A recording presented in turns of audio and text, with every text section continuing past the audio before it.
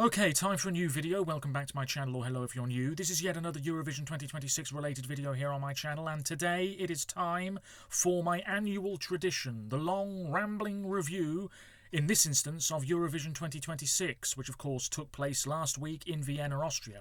As always, you're welcome to let me know your thoughts on anything I discuss in today's video by leaving a comment down below, and as always, there are links in the description to my other social media pages. Check them out if you so wish. I don't really want to talk about the songs themselves too much here, because I have spoken about them fairly extensively on my channel over the past couple of months, but I will be focusing a little bit on the result of each nation. Of course, Bulgaria are the champions. They won Eurovision for the first time 2 days ago, at the time of recording this video you're watching now, with Dara and the song Bangaranga, and I think it's a very popular winner indeed. This time last week, Eurovision 2026 had not even started, and Bulgaria were not really seen as one of the major favourites to win whatsoever, but they were coming in hot. And when we saw the rehearsal footage, I think a lot of people were impressed and excited to see the whole package. Then we had the second semi-final performance last Thursday, and it was very good, very polished, very well executed. And then on the Saturday night, the momentum really was with Bulgaria. One or two other countries. With Finland, the momentum had dipped ever so slightly. And I've seen a lot of talk about the betting odds and how this year they got them wrong. And in all of the years I've been watching Eurovision, yes, the betting odds don't matter a great deal whatsoever, but they are not always wildly wrong. For many countries, if anything, they're fairly accurate. And on the day of the final, Bulgaria were absolutely one of the favourites to take the trophy. I think they were the third favourites when I last checked last Saturday morning. So they were wrong in terms of the winner, but in the end, maybe it wasn't that surprising Bulgaria came out on top. Anyway, I'll talk more about that later on. What I'm going to do is go through those countries that did not qualify first, and then I will go through the finalists. I will be clicking backwards and forwards quite a bit, so do bear with me, and the possibility of me stumbling over my words here is very high. So, I'm not really going to talk either about the presenters or the interval acts, because to be honest, that doesn't really matter at all. What I will say, the presenters this year were not the best. I think the scripts that they had were not brilliant. A lot of the jokes didn't really land, and the chemistry, as Graham Norton, the UK commentator, said, wasn't really in existence at all. But they weren't absolutely god-awful, in my opinion. I just wasn't really paying attention to what they were saying, and what I did see wasn't all that fantastic. As for the intervals, they were okay, I guess. They won't live terribly long in the memory. Anyway, semi-final 1 took place last Tuesday, May the 12th. 15 countries involved. They all voted alongside the rest of the world, and the juries were back in the semi-finals as well, and 2 of the automatic qualifiers voted as well. In this instance, it was Italy and Germany. I'm going to go through this based on the running order. So first up, Portugal. Their qualification streak came to an end. It was a good run, and they were represented by Bandidos Tocante, an all-male group with Rosa. As we know, FDC this year was a bit of a shite show, because a lot of the artists involved said, if we win, we will not go to Eurovision. It just so happened the winner of FDC was one of the very few acts who said, yeah, we'll go to Eurovision, sign us up. And so that's why we ended up with the actual winners of FDC, Bandidos Tocante. This song, really very nice. I've said it before, soothing, calming. We knew exactly what we were going to get on stage in Vienna last week. You had the violinist appearing at one point, the band themselves very casually dressed, and we had white roses on the backdrop and very pretty lighting, and everything about this was just very stripped back. It was all about the vocals. The vocals were very good. The harmonies were tight. I enjoyed it. This is a bit of a grower for me, I have to say. I really can enjoy this for what it is. And amidst an ocean of quite expressive, loud, in-your-face type entries in the first half of that first semi-final, this really did stand out for its stark simplicity. But the votes did not pour in. I think Portugal got a bit lucky last year. This year, not so much. 74 points, 12th place. Portugal were 11th in the jury vote, 11th in the public vote, 12th overall, as I just said, receiving a high mark of 8 from Poland's jury and a high mark of 8 from Estonia's public. So how about that? Yeah, very nice. I can see Portugal withdrawing next year, though. to be honest with you. Then we move on to Georgia, and this is one of the big flops of the year. Bzikebi, former junior Eurovision winners with On Replay, they were internally announced as Georgia's representative a long time ago, and then we had to wait ages for the song to come along. And I think when it was released, there was a generally positive feeling towards it. But then, any momentum that this song had fell off a cliff, never to be seen again. The rehearsal footage wasn't brilliant. The live performance itself, the whole 3 minutes, wasn't that fantastic. They were wearing yellow and black outfits, mirroring their junior Eurovision attire from all those years ago. Vocally, it wasn't quite strong enough. The leading man, he was doing a lot of the work here, it felt like. The choreography was okay, but a little bit awkward. We had cyborg versions of them on the backdrop, lasers, blue lighting. It felt very science fiction, clinical, and they were trying to go for something dynamic and futuristic, but their outfits didn't really match the visuals, and the visuals didn't necessarily match the song. There were some disconnections with so many things to do with this. And Georgia just fell flat on their damn faces. Their form at Eurovision has been very poor for a long time now, and yet at Junior Eurovision, they can't put a foot wrong, it seems. Anyway, 5 points. 15th place, last in semi-final 1, last with the public, last with the jury, receiving a high mark of 2 from San Marino's jury, and all there, I say all there, 2 points from the public, came from Greece. So there you go. Yeah, a massive disappointment. It really didn't stand out. For an up-tempo song, you've got to stand out somehow, and this didn't really do anything. Montenegro next. This was a real shame, because at Monty Song, Nova Zora, Tamara Živković, the performance was good. We had the revamp. I really liked the revamp. I started listening to this song a lot. I thought, my word, is Montenegro going to be in my top 10 of the year? Maybe so. But then the performance last Tuesday, it was just a tad underwhelming, because they had a vision at Monty Song, and they didn't elevate it enough for the Eurovision stage. It all felt a little bit too safe, perhaps. Tamara looked great. I think she sounded okay. She had that big black ruff around her neck, giving off Montenegrin royalty, I suppose. She had women with her on stage, very fierce looks, almost vampiric and spooky. The presentation of this track, I would say. There was a great moment when they were on that catwalk part of the stage, and then they started dancing with the second chorus. That was very nicely done. And obviously the performance is supposed to be in 3 stages, as we saw the Roman numerals on screen. But did it all come together into a cohesive whole? Did it really feel very satisfying? Were we thinking after seeing this last Tuesday night Montenegro were going through? I don't think a lot of us were. 71 points, 13th place. I hope they try again, because their national final was the strongest it's ever been. 13th in the jury vote, 10th in the public vote. They would have qualified had the voting system stayed the same this year. A high mark of 8 from Greece's jury, a high mark of 10 from Serbia's public and Croatia's viewers as well. Yeah, a real shame. We then move on to Estonia. Vanilla Ninja, 21 years after representing Switzerland, here they were, finally representing their homeland, with Too Epic to Be True. This song was just never that popular. I do like it. It's one of my favourites of the year, but I absolutely have understood the criticism that has come this song's way. It is basic. It is very vanilla. It is playing it ultra safe. It's one of the most dated efforts of the 2026 lineup. The performance was fine. We had the revamp, which gave it a bit more of a punchy feel, a little bit more rocky in style. Did we need that revamp? Not really. There was that slow motion effect at one point during the performance. There was no need for that. Vocally, it was okay. There was a drummer on stage. It was all fine, but it was always going to face an uphill battle to go through. Had it been Ollie, who finished 3rd in Estilao earlier this year, maybe it would have been a different story. But anyway, 79 points, 11th place, not bad. 12th in the jury vote, 9th in the public vote. Again, this would have gone through had the voting system stayed the same as last year. A high mark of 6 from Israel's jury, Serbia's jury, and Italy's jury, and 12 from Finland's public. How about that? And then we have, of course, San Marino, Senate, and Boy George with Superstar. This was 14th, 41 points. No real surprises here. Very camp. They went for a very chrome, silvery, metallic-looking performance. It all felt a little bit cheap, but they were trying to make it look expensive.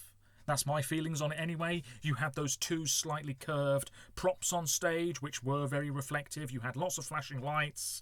Boy George was There he was sort of, that grand entrance. I want to say that he was wheeled out, but he wasn't. And he sang, 4 lines? Bopped about a little bit with his big hat on. And that was it. It felt to me as though this performance was really all about the Boy George cameo. Here's a song that isn't that fantastic, but guess what? 80s star Boy George is singing 4 lines in it. That's what it felt like. Really quite awkward. And Sennett, she's got a good voice, she's got energy, she was having a blast on stage. She will be back, I'm sure, at some point. But this just wasn't it. The interest in this song wasn't high, and though they were going for this really flashy production, it just didn't stand out much. And this was in between Lithuania and Poland. And the fact that those 2 songs went through and San Marino didn't maybe tells you everything you need to know about this song really leaving much of an impression. So as I said, 41 points, 14th in the jury vote, 12th in the public vote, a high mark of 6 from Montenegro's jury and a high score of 8 from Israel's public and Italy's public. So that's semi-final 1. We move on to semi-final 2 last Thursday. 15 countries again, they all voted alongside the rest of the world and the juries, and 3 of the automatic qualifiers, in this instance France, Austria and the UK. We begin with the country that we knew were dead on arrival, Azerbaijan. They have totally lost their way at Eurovision. For some reason, I don't know what it is, but for the past couple of years it's like they've thrown in the towel and said, we are crap at this, let's just send any old thing. This wasn't atrocious. It just wasn't very competitive. Jiva Just Go, she sounded good. She sounded good at the pre-parties as well. And she was wearing this black and red sort of sequined dress. There was a guy all in black on stage as well, holding these ribbons attached to her back as she tries to break free from this somewhat toxic relationship. There were curtains on stage as well. It was over in a flash. And good vocals are exactly that, good vocals. But if you don't have a great song with good vocals, you are in big trouble. And Azerbaijan, nobody was really rooting for this. 2 points, last overall in this year's competition. You could see it happening a mile away. 15th place. If we take a look at the split results, Azerbaijan were last with the jury, last with the public, 0 points. Those 2 jury points came from the winners, Bulgaria. So the winners gave the country finishing last overall this year their only points. How about that?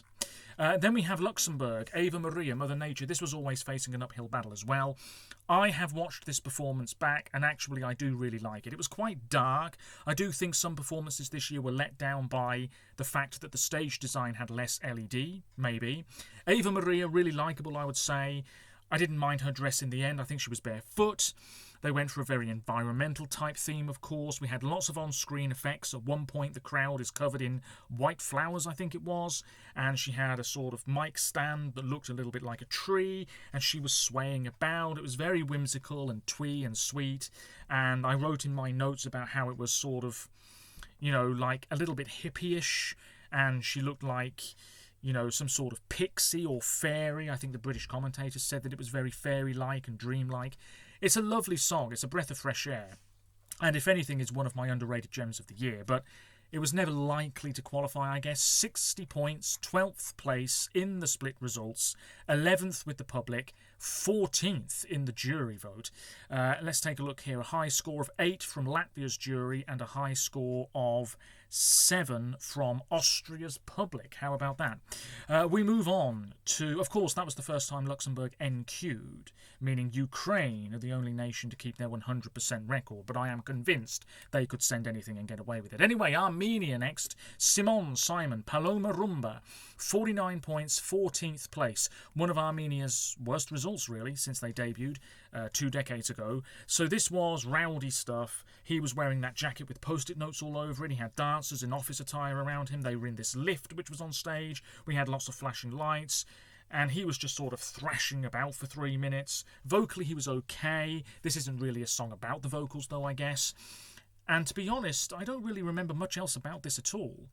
It felt over very quickly. Of course, the song really ramps up in tempo as it progresses.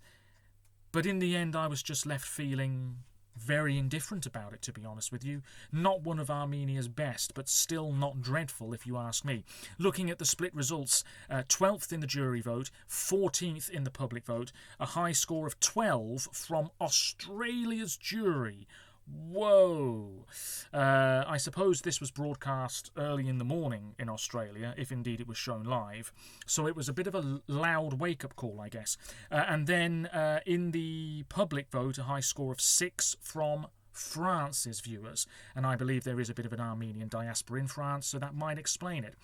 We move on to Switzerland, and here's another country whose qualification streak is over and done with. A real shame. We have seen this before, haven't we, where a country wins, doesn't do well on home soil, and then doesn't qualify the following year. Don't be surprised if Austria don't qualify next year, is all I'm saying. Anyway, Switzerland, Veronica Fusaro Alice. This was a jury qualifier. This was a public qualifier, did not qualify overall. Can you believe it? I do think there should be some sort of wildcard thing there. It's Croatia 2021 all over again. This was 11th in the results with 108 points. The staging was very interesting. Not at all what I expected. I don't think anybody really expected this.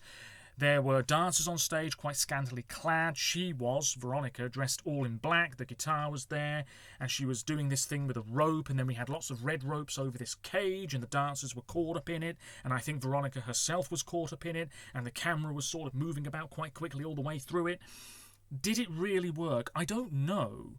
The song needed something to stand out, because had she just been standing there with a spotlight on her, this would have really, really struggled, especially with the viewers. So, fair play, they gave it a good go, but ultimately they just fell short of making the cut. And I can't help but feel as though maybe the vision of this song could have been a little tighter somehow. I don't know, it wasn't bad.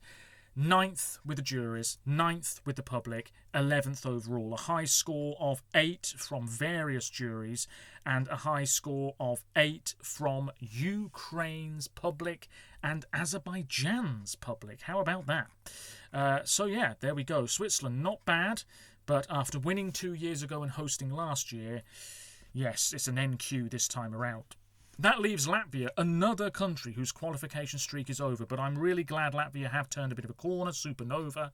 Their national final is improving all the time, I would say. So I would say to Latvia, keep at it, you are doing the right thing. This was Atvara, a great female vocalist with Enna. 13th place, 49 points. Again, I think it became clear, moving into the competition last week, that this was probably going to be an NQ. The performance was almost identical to what we had at the Latvian national final, the shadow on the floor behind her, the glass shards effect all around her, letting the vocals shine through, and they absolutely did. She can be very proud of this performance. She was in a black dress with sequins all over the top of it. She looked great, sounded good. The votes just did not pour in. This was 13th in the jury vote, 13th in the public vote, a high score of 6 from Switzerland's jury, and a high score of 5 from the British viewers. So there you go. Semi-final 2 far better than semi-final 1. In almost every way, I would say. Very lopsided semi-finals this year. Now, let's go into the final, and I will do my very best to be brief. Let's go through the results based on... Shall I do the running order again? Yes, I think so. Why not? So song 1 last Saturday night was Denmark. This was doing well in pre-contest polls. It was one of the favourites to win, but I don't really remember anybody saying the winner will be Denmark, Copenhagen 2027. I don't remember seeing any comments like that. But this is Denmark's best result for years. 7th place, 243 points for Før vi går hjem by Søren Torpegaard Lund. This was a good opener. I believe it is the first time Denmark have ever opened a Eurovision final, and they debuted in 1957, I think it was. So it was about time, and of course the first time this century Denmark had a song entirely in Danish in a Eurovision final. The last time was in the late 90s, so that's fantastic as well. This was really good. At DMGP, which was really quite strong this year, I would say, the performance was excellent. And then they just took it and put it on the Eurovision stage, and it was so engaging, it was so slick, it was sweaty. He was there in this mesh top, he had dancers with him, they were sort of thrusting about in this light-up box, and then at the end, more fiery. We had a couple of wide shots that I don't think we really needed. It was much tighter at DMGP, so that was a shame. Vocally, he was pretty good. The energy was there. Job well done. In the second semi-final, Denmark were 5th overall, 2nd with the jury, and 7th with the public. And in the final, Denmark were joint 2nd with Australia in the jury vote. They had a bit of a late surge. It says third here on the tie-break situation. Denmark were 11th in the final with the public, which is okay. A high score of 12 from Czechia's jury and Norway's jury, and a high score of 12 from Norway's public. Lovely. A real step in the right direction for Denmark this year. It's one of my favourites. We move on. Germany. After 2 decent years for them, we are going straight back to square one, and it's a real shame. And Germany now need to make sure that they don't fall into this trap of years and years of mediocre results, because we have seen in 2024 and we saw in 2025 Germany can do all right for themselves, absolutely, in the jury vote and the public vote. But this year the love was not there. Sarah Engels with Fire. I think we all didn't mind this, but we all knew it was probably going to struggle. The performance was fine. Red lighting, there was this box on stage which lit up. She was wearing this feathery attire to begin with, and then that disappeared, and then she was in that sort of golden look that she had, and she had scantily clad dancers with her. There was a lot of ass on display, because why not? And they gave the backdrop a little bit more depth with the way that they were doing the visuals and everything. It was all fine. It was fairly predictable. Lyrically, of course, this song is nothing special either. 12 points, all in the jury vote. 23rd place. I don't think any of us can be really shocked by that. The 12 points, yes. A high score of 4 from Portugal's jury. Wow. And 4 points from Italy's jury. Nothing from the viewers. I don't know how close Germany were to getting a point from the viewers. I haven't looked at that in depth. But yeah, a real shame. Germany taking a bit of a step back this time around. An alright song though. Israel Song 3. Oh boy, here we go again. This was Noram Betan with Michel. He had that big reflective diamond structure on stage. He was dressed all in black. He had female dancers with him in white and burgundy catsuit type things, I guess they are. And honestly, I'm not saying this just to hate on this country, but I really don't think this stood out that much. Forget the running order. This could have been 25th in the running order. I just don't think this left much of an impression. He sang fairly well, and we all knew that this was going to get a hugely inflated score once again. You're telling me this was the second best song of the year? I don't damn well think so. Anyway, this did finish second with 343 points. Now, in the first semi-final, this was third with the jury and the winner of the public vote. In the final, this was 8th in the jury vote. I can't say I'm surprised by that. I'm really not. I knew that this was going to do better in the jury vote than the last 2 Israeli entries, because this felt a little bit stronger and arguably a little bit more competitive. This was third in the public vote. So there you go, a high score of 12 from Poland's jury, and there's been some controversy there with that, and obviously several 12s in the public vote, although Australia's public, Croatia's public and Lithuania's public said, get stuffed, we're not going to fall into that voting manipulation trap, damn you. Anyway, look, whatever you think about this, Israel finished second, and it's probably going to happen again next year as well, unless things change. And I'm not going to sit here and say, yes, there absolutely was some voting manipulation, because I haven't read into that enough. But certainly there is a slightly fishy smell to everything about this. And, I mean, you heard the booing. It's not nice for anybody to be booed at Eurovision. We've had it before, and we certainly had it this year when Israel's score from the public was announced.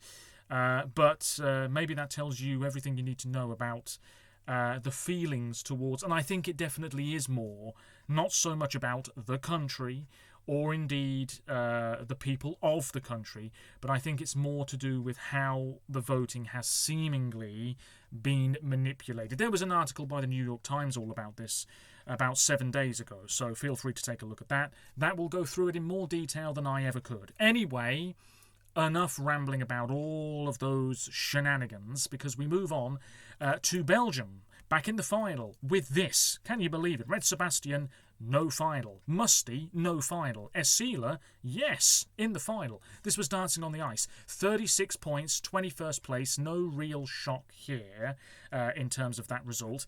This qualified from semi-final 1 in 10th place, 6th in the jury vote, 14th in the public vote.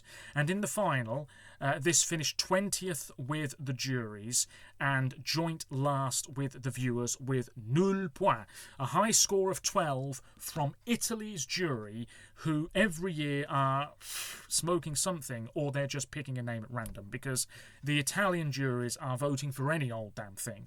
Anyway, was this that bad? No, it was not. Vocally, she really wasn't too shabby at all. I know that she came under fire for some pre-party things. Her vocals weren't the best, apparently, but on the night, and indeed in the first semi-final, she sounded pretty good.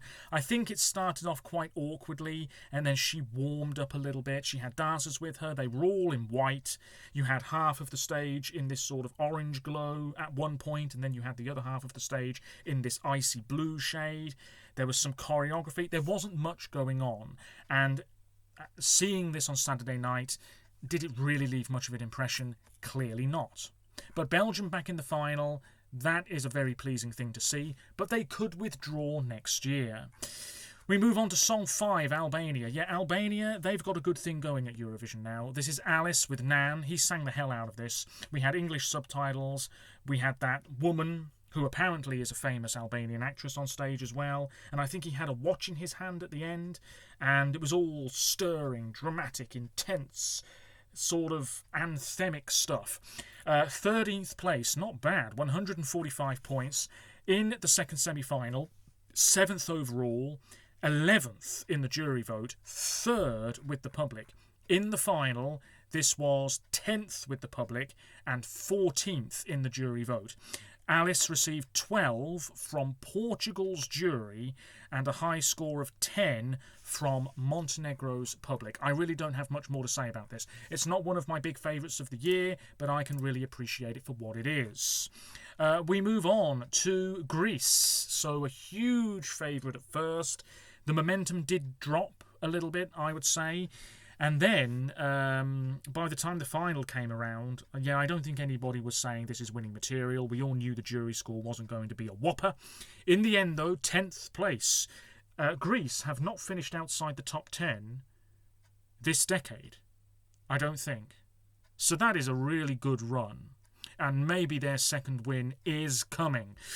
Akilas, likeable guy. He was in that orange, lurid attire with the furry orange boots. He had dancers on stage with him, all dressed quite differently. You had that rotating structure as well. He was opening and closing doors. And there was that more emotional moment, the ballad part of the song in the final third. There were English lyrics on the backdrop, but you could barely see them, which was a bit of a shame. Vocally, he was okay. You had that tunnel, that metallic-looking tunnel at the start that he walked through as well. Anyway, 10th place, 220 points, not bad. In the first semi-final, this was 7th with the public. Wow, and 4th in the jury vote, so 7th overall, yes. And then in the final, he was 6th with the public and 12th with the viewers. No, that's completely wrong. He was 12th with the jury and 6th with the viewers. It's difficult to keep track of what's what here.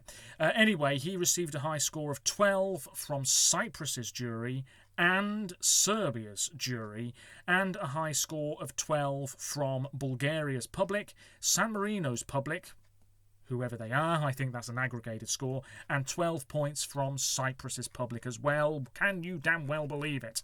It was a good performance. I enjoyed it, but in the end, it fell short of perhaps original expectations. Ukraine next, Leleka Ritnim.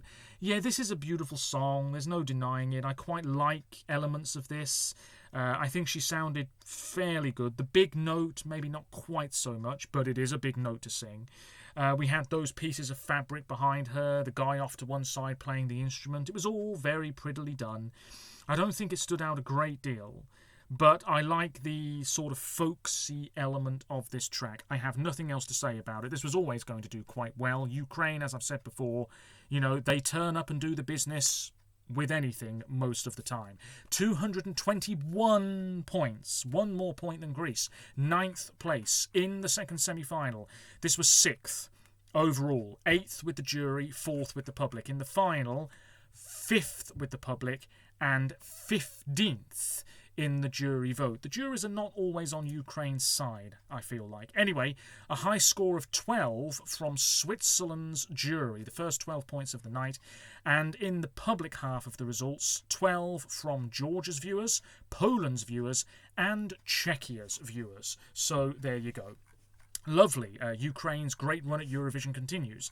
We then move on to Australia. So back in the final after a few years in the wilderness, playing it fairly safe, I thought this was the one to beat. Seeing the performance on Saturday night, I thought they could get their hands on the trophy at last. Delta Goodrem, big star, very experienced, very seasoned performer, vocally sublime. I think my favourite part of this performance was the ending, where she just reaches for that big note, hits it effortlessly. You've got Pyro. Pyro was really underused this year for some reason. And the platform that she was on elevated ever so slightly. We've seen things like this before, but it was really well done. And it just felt like a winning moment. It felt like a winning performance. There was a harp at the start as well, very nice. Don't often see them on the Eurovision stage. 287 points, 4th place. In the second semi-final, 3rd overall. The jury winner, 6th with the public. In the final, this was always not going to do as well with the viewers. 9th with the viewers, 2nd with the juries, receiving a high score of 12 from Israel's jury and Armenia's jury and Romania's jury, but some other countries blanked it altogether. And then with the viewers, Delta received no 12s but 10s from various nations. Yeah, a step in the right direction for Australia. They sent one of their bigger names and they finished in the top 5. Next year, I wouldn't be surprised if they do something similar again. Anyway, that was Australia. We now move on to Serbia, something very different now. Moody and atmospheric and dark and spooky and gothic and highly aggressive at the end, you could say. This was Lavina with Kraj Mene, 90 points, 17th place. I really thought this was going to finish a bit higher.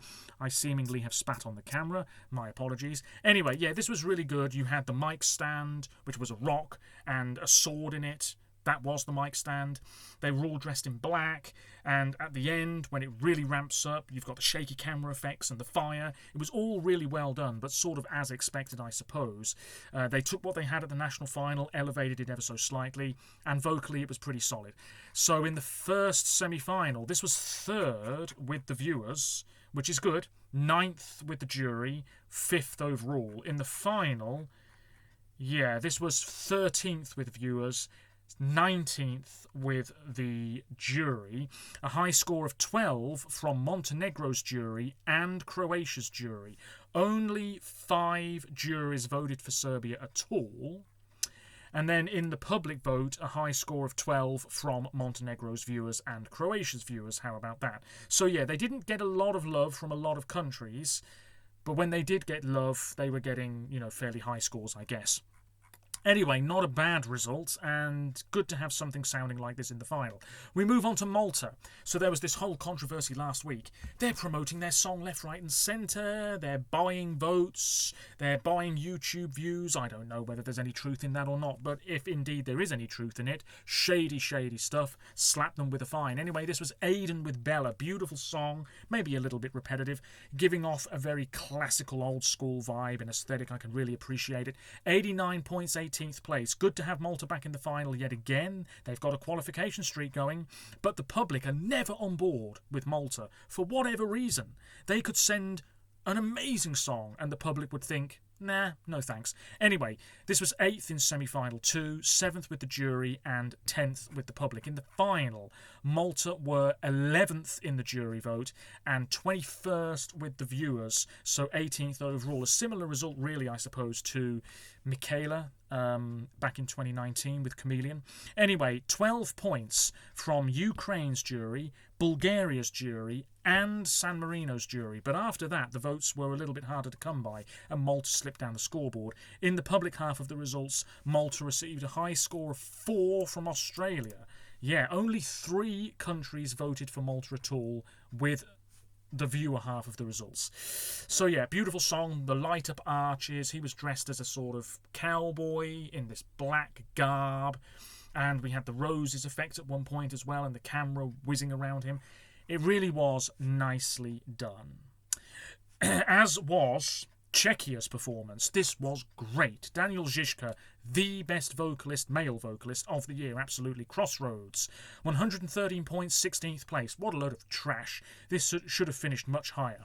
Of course, there was that technical fault in the final where the cameraman decided to collapse or something. I don't know what happened there, but it went all wibbly-wobbly.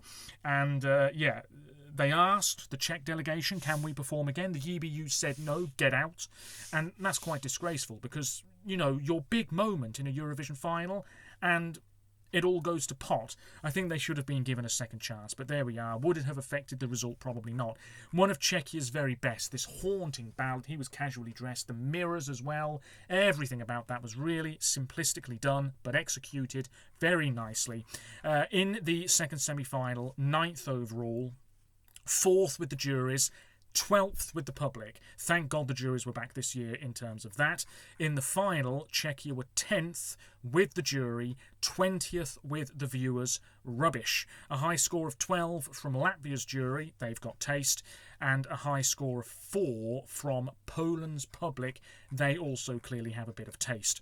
Not much more to say about it. A really fine performance. We'll leave Bulgaria and move on to another great performance. Croatia. They can be chuffed with this. This was really good. Lelek, Andromeda. All-female group wearing these red and white capes. Fire all around the stage. Smoke machine. The black symbolism all over their faces and bodies as well. Really, really intriguing and captivating and otherworldly. I really enjoyed it. One of the strongest performances this year, because at the national final it wasn't quite bang on the money. At Eurovision it was really coming together in a much nicer manner. Vocally it could have been stronger, but it was still fine. 124 points, 15th place, not bad.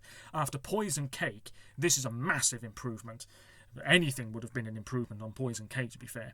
Anyway, this was 6th in the first semi-final, 5th with the jury, 6th with the viewers. In the final, I'm really glad this wasn't criminally underrated. 12th with the viewers, 16th with the jury. That's quite low. A high score of 8 from Portugal's jury and Montenegro's jury, and a high score for Croatia in the viewer vote of 12 from Serbia. Well done, Serbia, voting for their neighbours there. Really good stuff. Really good stuff. Then we have the United Kingdom. Don't even get me started.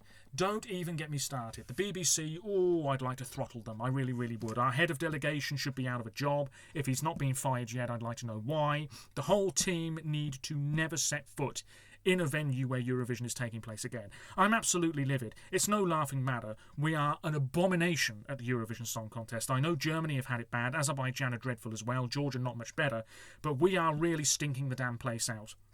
If we were not automatic finalists, we would be languishing in the semi-finals every year. I'm not going to criticise Sam, Look Mum No Computer. He actually did a pretty good job. Likeable guy in his boiler suit. He had dancers in boiler suits with those furry computer screens over their heads. It was all very quirky, somewhat typically British. The staging, if we are voting on the staging alone, this was one of the most innovative and original of the year. Vocally, fine.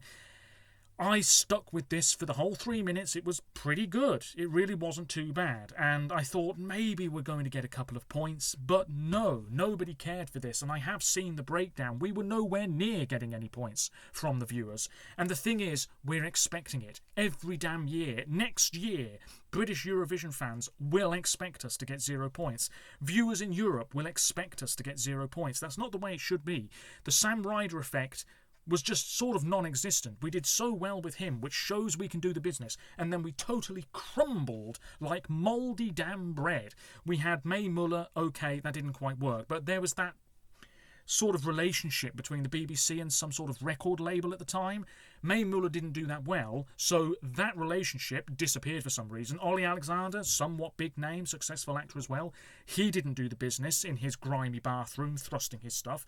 And then we had Remember Monday, they were pretty good, but it just wasn't competitive enough, and this year it was exactly the same damn thing, and people were saying, within 24 hours of this song being released, it has nul point stamped all over it, and that's exactly what happened, I'm afraid. And on the TV today in Britain, the press, in the newspapers, it's like, should we compete? Why are we even bothering? Nobody likes us. Isn't it just political? All of this chat, which I thought we were moving past with Sam Ryder, has come roaring back front and centre. It is so frustrating. The BBC have not got a damn clue what they are doing. They need to listen to fans more. They need to look outside of England more. They need to think about other genres more. And they need to think about the staging, obviously, as well, which this year was not that bad, as I've just said. But we are so crap at this. We are so bad.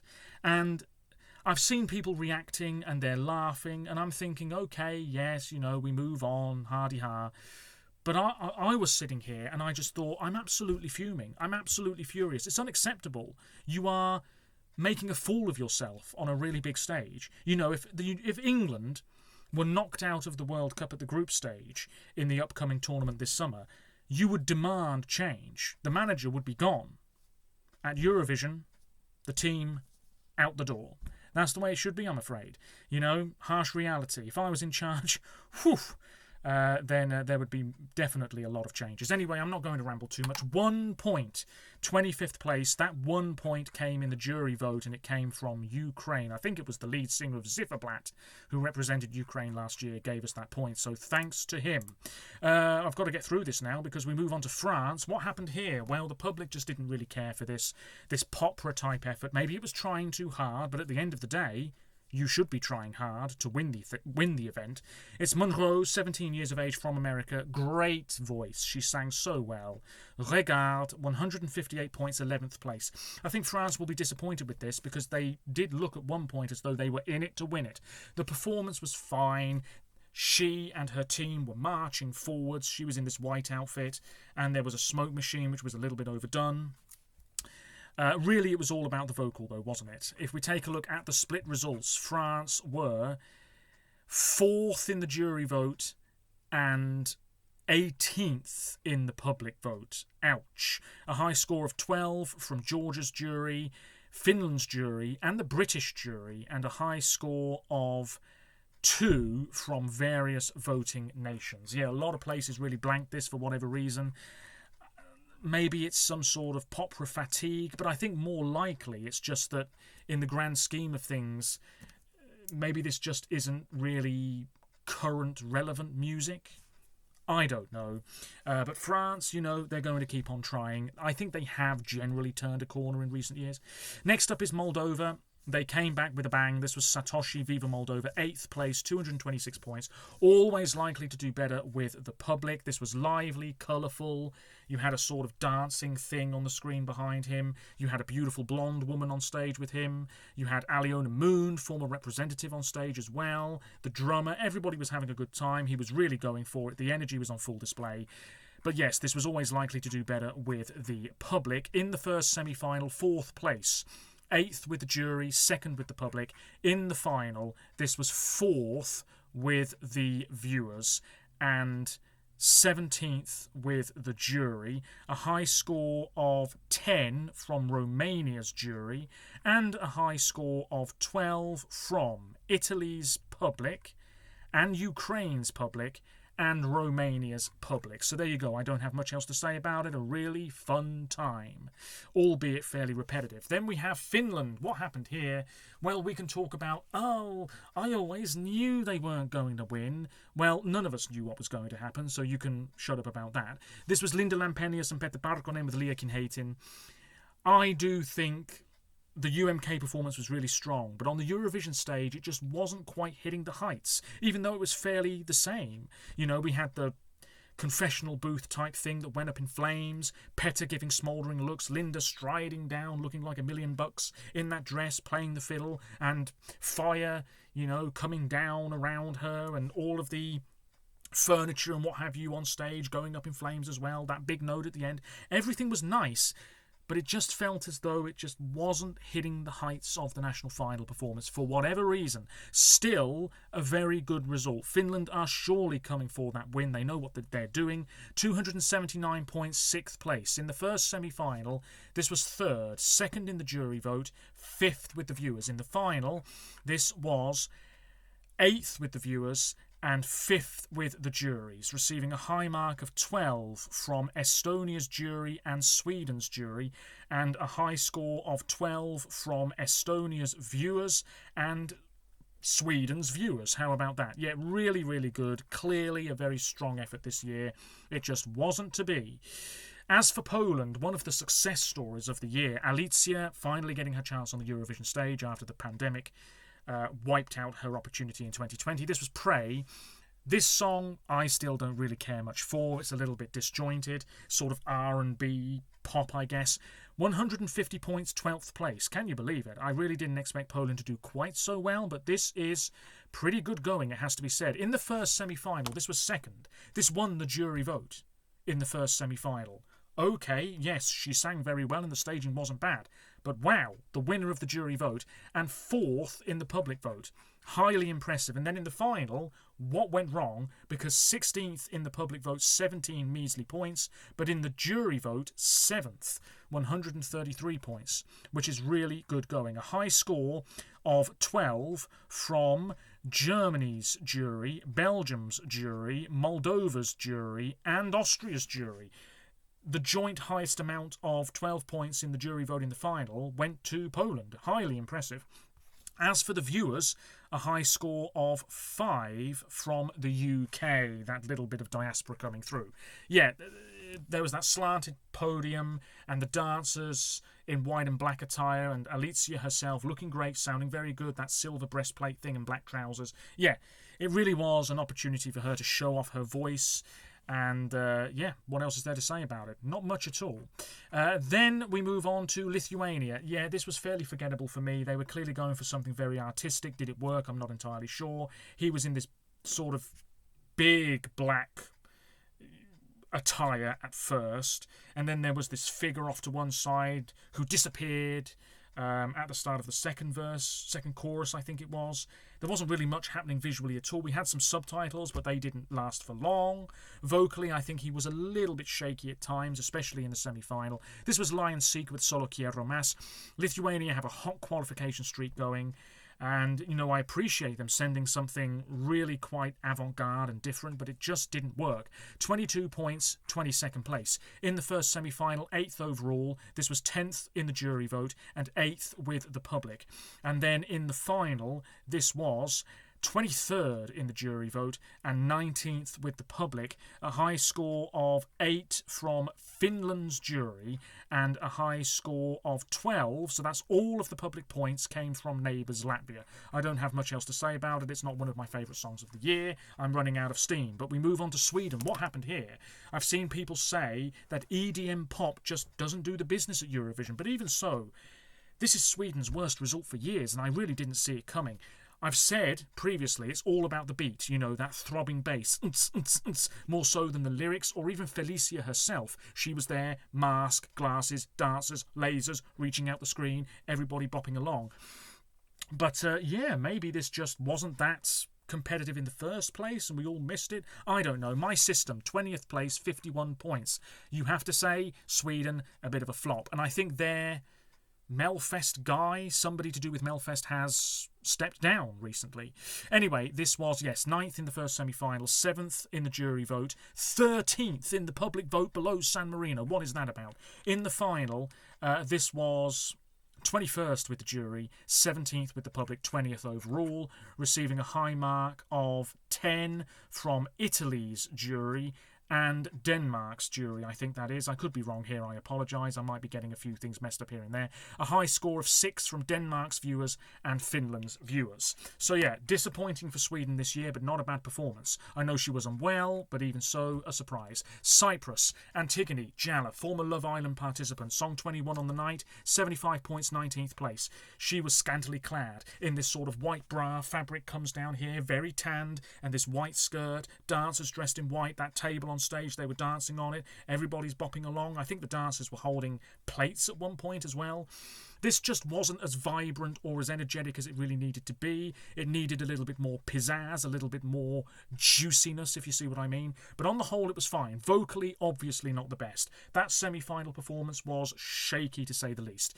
But anyway, let's take a look at the split results, because in semi-final 2, this was 10th with the jury, 8th with the public. In the final, Cyprus were 18th with the jury, 14th with the public, receiving a high mark of 12 from Greece's jury and a high score of 12 from Greece's public. Shock horror. Yes, she looked good. It's a shame she didn't sound as good, but a fun, summery song nevertheless. We move on to Italy. Here's another country that can turn up and do what they like. This was Sal Da Vinci with Per Sempre Si. Some people might have viewed this and thought, oh, it's a bit amateurish school play-like. Oh, look, there's a groom and he's going to get married and this is the story of preparing for the wedding and you've got the crooner singing this song off to one side. Some people might have viewed it that way. I thought it was quite nice, quite charming. There wasn't a whole lot really to this. The person playing the bride, absolutely gorgeous. Oh, look, there's the Italian flag. Ta-da! Sal, his voice was maybe not the best the week of the contest, which is a shame. And obviously there's no orchestra like there is at Sanremo. But he was a classy act and it was a job well done. 5th place for this, 281 points. In the split results, this was 6th in the jury vote, 7th with the viewers, a high score of 12 from Albania's jury and Azerbaijan's jury, and a high score of 12 from Malta's public and Albania's public. Yeah, classy stuff.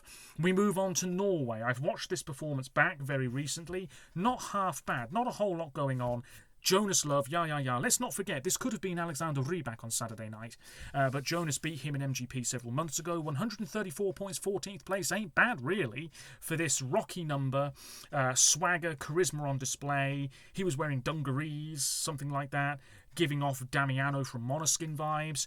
Loads of tattoos. He had musicians on stage with him, lots of red lighting, lyrics on the backdrop. Then he moved down the catwalk and sort of poked his bum out at the camera at one point. And there's that big finale with some pyro as well. Yeah, not too bad, fairly catchy, but ultimately other songs stood out a lot more. 4th in the second semi-final, 3rd with the jury, 5th with the viewers. In the final, this was 9th in the jury vote, which is really impressive. 15th in the public vote, a high score of 12 from France's jury, and a high score of 10 from Denmark's viewers. Only 4 countries in the viewer half of the votes bothered at all to give this anything. Not bad for Norway, truth be told. We then move on.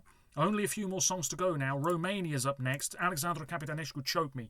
296 big ones. 3rd place. Romania's joint best result. Fabulous. I knew this was going to do so well. This had so many fans. You had those guitarists with the tubes coming out of the top of the guitars, feeding Alexandra electricity and, you know, those venomous looks, I suppose, down the camera, and that somewhat robotic choreography at one point. And you had flames and red lighting towards the end, and that big ending, that sort of growl into the camera.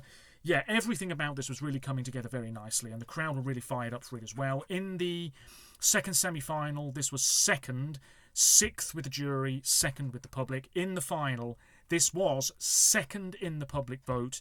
Very, very impressive. What a comeback as well, because Romania's national final wasn't that strong, and this was 13th in the jury vote, which is also not too bad. This received a high score of 12 from Luxembourg's jury. Wow. How about that? And a high score of 12, the only 12 in the viewer half of the results, coming from Moldova. But every country in the viewer half of the results gave this something. Really good. Really good. And maybe Romania will stick with rock next year. Who knows? That leaves 2 countries. The winner and, closing the final last weekend, Austria, Cosmo, Tanzschein. This was fine. A massive step up from what we had at the Austrian national final. That whole show was not that fantastic. Tanzschein. You know, those robotic movements again.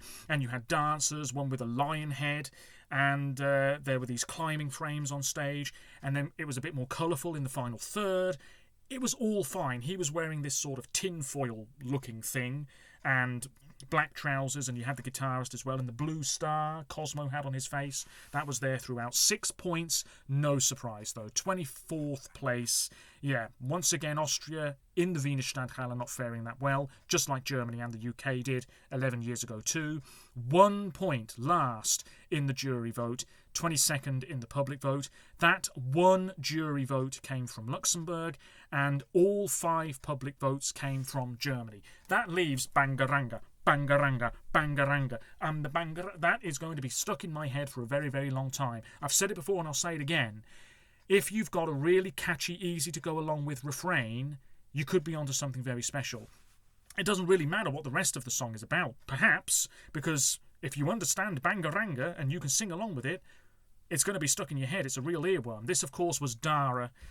And this won the jury vote. Can you believe it? Expect more girl bops in the future is all I'm going to say. I do have to say, this reminded me of Unicorn for Israel a couple of years ago. You know the ending of that song, where there's not really a whole lot of singing going on. It's more about the choreography, and Noah Kirel was lifted up in the air at one point.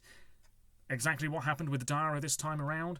Yeah, the similarities are there, you know, faint similarities perhaps, but nevertheless, this won the jury vote comfortably. Can you believe it? Who saw that coming? Very few people, I'm sure. But the momentum was there, absolutely. 312 big ones in the public half of the results. 516 points. A huge gap between first and second. A very, very convincing winner. What a brilliant result. National holiday in Bulgaria, if they haven't already declared one. Fantastic. She's back home.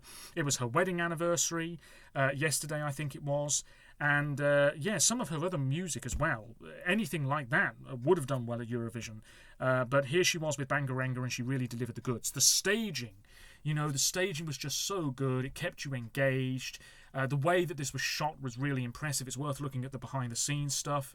The camera was sort of in one spot, but the rooms, sort of very Rosalind Snap, were moving around, and Dara was moving to make sure that, you know, everything was very slick and orderly. I don't really know how else to word it, but it was really good. You had the dancers with that sort of smeared makeup on their faces at the start, and then the chairs, which they lifted up, and then it looked as though they were going to burst into flames, and then everything moves away, and the choreo kicks in. A little bit of a revamp, which is not the one that you get on the CD. It's the original version on the CD, which is a shame.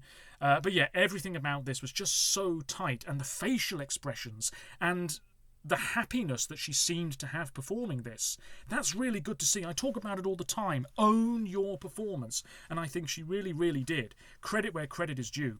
This was the winner of the second semi-final. Fifth with the jury, the winner with the public. In the final, as I've just said. Winner, winner, chicken dinner. This received a high score of 12 from Malta's jury, Australia's jury, Denmark's jury, and Lithuania's jury. But Austria gave this nothing in the jury vote, Finland gave this nothing in the jury vote, Portugal gave this nothing in the jury vote, and Ukraine gave this nothing in the jury vote. In the public half of the results, 12s everywhere. The lowest score in the public half of the results for Bangaranga was 4 from Ukraine. So Ukraine aren't quite bangaranging, which is fair enough because, you know, they're sort of at war at the moment, but maybe when the war is over, which hopefully will be sooner rather than later, Ukraine can start bangaranging on the streets of Kyiv. We'll wait and see. Anyway, wow, Bulgaria coming back with a bang. Intelligent music project to this. Talk about a damn glow-up. And next year, if indeed Bulgaria can afford it, I'm not sure they can, but we'll wait and see, it could be Sofia 2027. Anyway, I am currently working on my full final ranking of this year's tracks. I may post that somewhere online in due course. My next video, I don't know when it's going to be, but it's probably going to be a slight look ahead to 2027. I may also film my 10 great songs of the national final season video at some point, but I am very busy with other things at the moment, and I think taking a break from YouTube is on the cards. But I will take this opportunity to say that yes, there will be more videos throughout the summer as well, maybe not too many. I know that things die down with Eurovision YouTubers over the summer, numbers go down in terms of views, and subscriber numbers might go down as well. That's to be expected, it's all fine. But I will also take this opportunity to say thank you very much for all of the support. Anybody who's left comments, liked my content, shared it, told somebody else to watch it, enjoyed my reactions over the past week or so. It's all very much appreciated. This is just a hobby. It always will be. I've been doing this for a long time now. I think next year marks 10 years since I really started doing this somewhat properly. And to still be going, and although this channel is quite small, the numbers are going up all the time, it feels like, which is very pleasing. And yeah, all I can say is a big, big thank you. I appreciate it a great deal. That is it. I feel like I probably forgot some stuff, but alas, this video is nearly an hour long. If you've stuck with me, thank you so very much indeed. That is it. Hopefully it turned out okay, and I'll be back with more Eurovision-related content at some point in the near future. Until next time, of course, take care of yourselves, stay safe, and bye for now.